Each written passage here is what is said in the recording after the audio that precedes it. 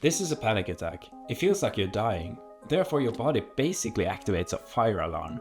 However, there is no fire. In the worst case scenario, your mind is triggering on the fear of fear. It's like an autoimmune disease, except instead of your immune system attacking your body, your mind attacks your bodily sensations. Research show that 30% experience anxiety in their lifetime, and it's the most common mental disorder in the world, and it's rising like fast. So I read this book from a professor in psychology and psychiatry, which focuses on mastering anxiety and panic. Do you have rushes of fear that make you think that you're sick, dying, or losing your mind? Feeling panic, breathing issues, and as if your heart is going to burst out of your chest? Maybe feeling your palms are sweaty, knees weak, arms are heavy? If these feelings comes out of the blue, creates worry, and prevent you from doing things you normally do, you may be suffering from panic disorder or agoraphobia. These rushes of fear are called panic attacks. So here's a map of anxiety worldwide. Picture a world map lit up with data points. In India, the country with the highest number of anxiety cases, millions are affected. In Mexico, the rates have climbed faster than anywhere else in the recent years.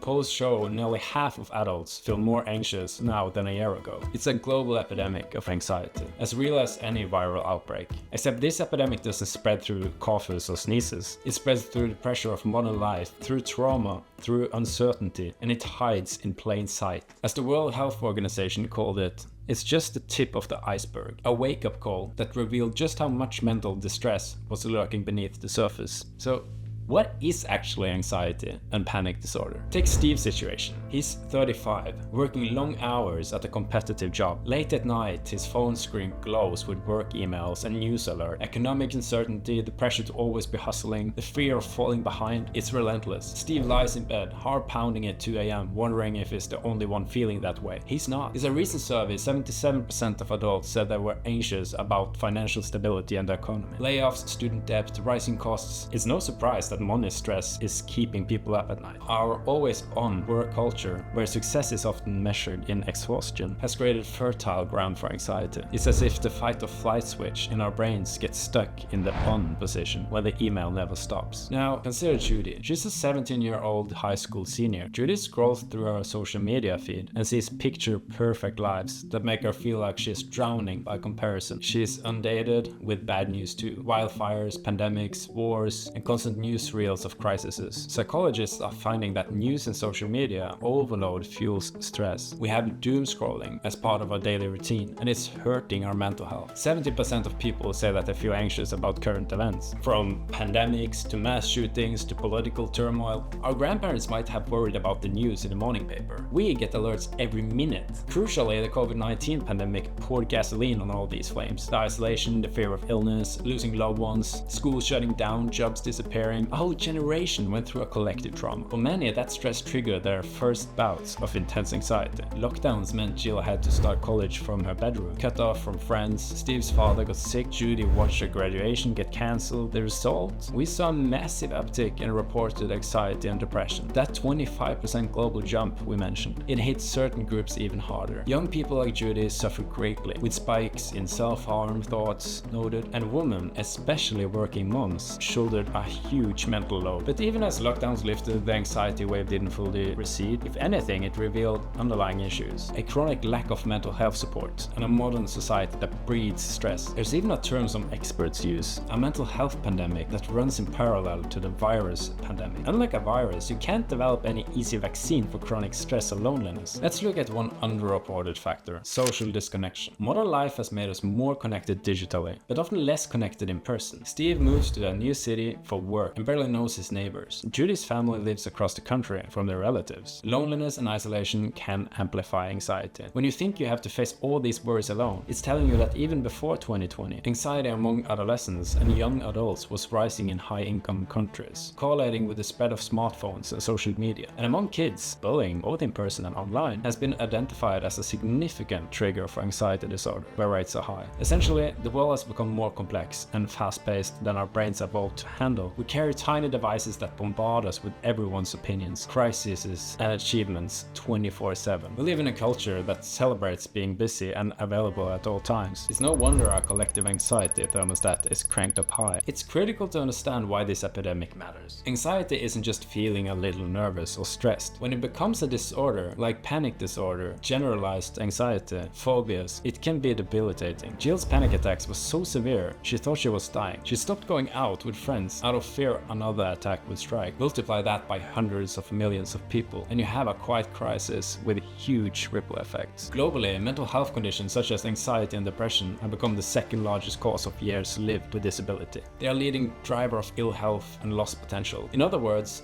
these conditions rob people of healthy years of life on a massive scale. They don't kill the body outright like a virus might, but they sap the life out of living. Untreated anxiety can snowball into depression, substance abuse, or worse. Without help, many people see their world shrink. Jobs lost, relationships restrained. Tragically, severe anxiety and panic can contribute to suicide risk, especially when compounded by depression. In 2021, 700,000 people worldwide died by suicide. To put that in perspective, that's almost 750,000 lives in 1 year. Suicide is now one of the leading causes of death for young people globally. Not all those lives were lost due to anxiety disorders, of course, but pervasive anxiety is often part of the chain of suffering that can lead someone to such despair. There's also a profound economic and societal impact. When so many people are struggling internally, it affects schools, workplaces, and communities. The global economy loses an estimated $1 trillion every year in productivity due to depression and anxiety disorder. That's a trillion with a T. Gone in sick days, lost concentration, lower output. For context, that's like wiping out the annual economic output of an entire medium-sized country each year. Some analysts warn that if we don't curb this trend, mental health issues could cost the world tens of trillions in the coming decades. Employers see it in burnout and high turnover. Schools see it in students too anxious to attend class or concentrate on homework. Families feel it when a parent like Steve is physically present but mentally paralyzed by worry, or when like a child like Jill can't enjoy her youth. And then there's the treatment gap, another eye-opening part of this epidemic. Despite how common anxiety disorders are, the majority of people suffering never receive help. 3 of 4 people with anxiety disorder will not get the treatment they need. So only about 1 in 4 actually receives any form of treatment for their anxiety. Imagine if only 25% of cancer patients got care. We'd consider it a global emergency. Yet with mental health, this has been the norm. The reasons vary. In some places there simply aren't enough psychologists or doctors. Many countries have just 1 psychiatrist per 200,000 people, or even fewer. Other barriers include cost, lack of insurance coverage, or lack of community support. And of course, stigma looms large. People fear being labeled weak or crazy, so they suffer in silence. In many cultures, talking about anxiety or depression is still taboo, something kept behind closed doors. The result of this treatment gap is a lot of needless suffering. Anxiety disorders are actually highly treatable with therapy and medication, or both, boasting success rates that would make many physical illness jealous. Yet, most go untreated, and untreated anxiety doesn't just remain static. It often worsens or lead to other problems. For example, without help, Jill's panic attacks could spiral into avoidance of all situations that might trigger her, a path that can lead to agoraphobia, fear of leaving safe spaces. In fact, untreated anxiety in youth is associated with higher risks later of depression, substance use, even suicide attempts. So the stakes are incredibly high, not just for individuals, but for societies. We are essentially facing a public health crisis in mental health, a crisis that quietly underlies many of the challenges in education, public safety, and economic stability. So, what is the solution? How do we even begin to tackle an epidemic that lives inside people's heads? The truth is, there's no single magic fix, no one-size-fits-all pill or motivational slogan that will erase this global anxiety. The solution will have to be as multifaceted as the problem, involving changes in our health systems, our schools, our workplaces, and even our culture. First, we need to bring mental health out of the shadows. The very act of talking about it, like we're doing now, is part of the solution. It makes it easier for Jill to tell her parents she needs help, or for Steve to open up to his doctor. Over the last 10 years, conversations around mental health have started to normalize, and this is crucial. Remember, half of all mental health issues begin by age 14. That means early intervention is key. One promising approach is to start in schools, teaching kids emotional resilience and coping skills as a part of the curriculum, just like math or science. instance. The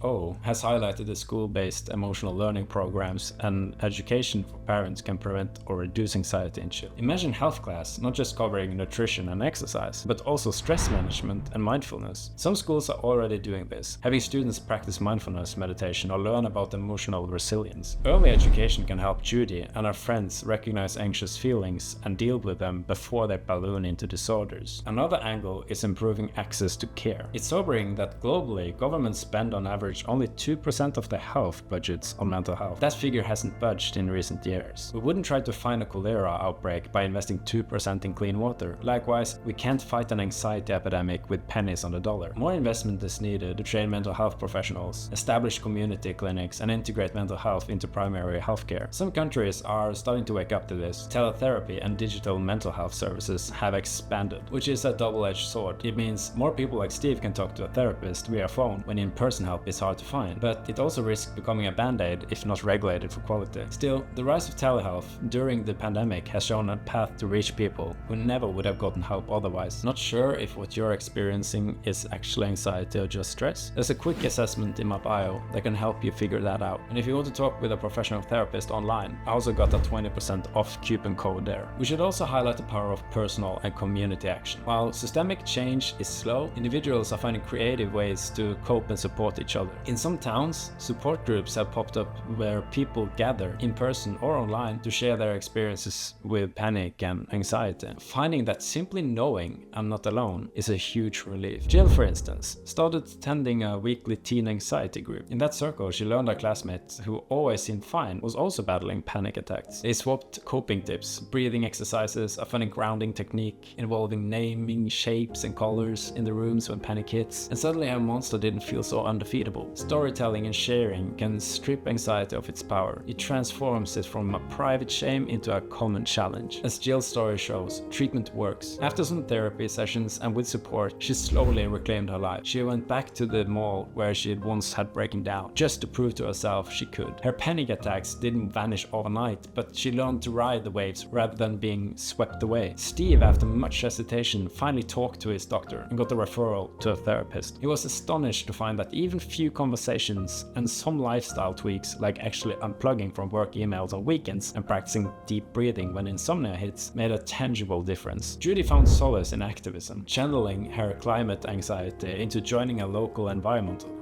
turning helplessness into action and community. These personal victories might seem small, but multiplied by millions, they become a societal shift. One eye-opening fact is that for every $1 invested in mental health treatment, the return to society is about $4 in improved health and productivity. It literally pays to tackle this problem. Successful treatments like cognitive behavioral therapy or appropriate medications can give someone their life back, allowing them to work, study, and connect with others again, and prevent programs like school ones or community exercise programs can reduce new cases before they start. We often measure epidemics in lives saved. Here we should measure in lives improved. The millions of people who could live freer, fuller lives if their anxiety was under control. Lastly, confronting this epidemic means treating mental health as a basic right, not a privilege, as WHO's Director General put it. Investing in mental health is an investment in people, communities, and economies. One no country can afford to neglect. It's time for leaders to treat this with urgency. This might mean national campaigns to hire and train mental health workers, or laws requiring insurers to cover mental health on par with physical health. It could also mean creative solutions like mental health first aid training, so regular folks can support someone in panic, much like CPR training teaches us to help in a cardiac crisis. So imagine returning to that world map earlier, glowing red with all those anxiety cases. Now imagine those points starting to dim, not from people no longer feeling anything, but from people feeling heard and helped. This epidemic isn't hopeless. Yes, it's shocking how widespread anxiety has become an invisible plague of our era, but it's also eye-opening in another way. It's revealing how fundamentally connected our human experiences are. In the end, the solution to a problem that lives in the mind and heart must engage our minds and hearts. It starts with recognizing anxiety for what it is, a global challenge that demands global compassion and action. No, we won't magically cure all anxiety. Worry is part of being human, but we can ensure that this overwhelming epidemic of anxiety and panic is met with the same seriousness and solidarity we would muster for any other epidemic. By telling the stories, sharing the facts, and caring about why it matters, we help turn panic into purpose. And that, perhaps, is how we begin to heal. One story, one community, one breath at a time. So that's everything for this video. I hope you like and click on that subscribe button, and I see you in the next one.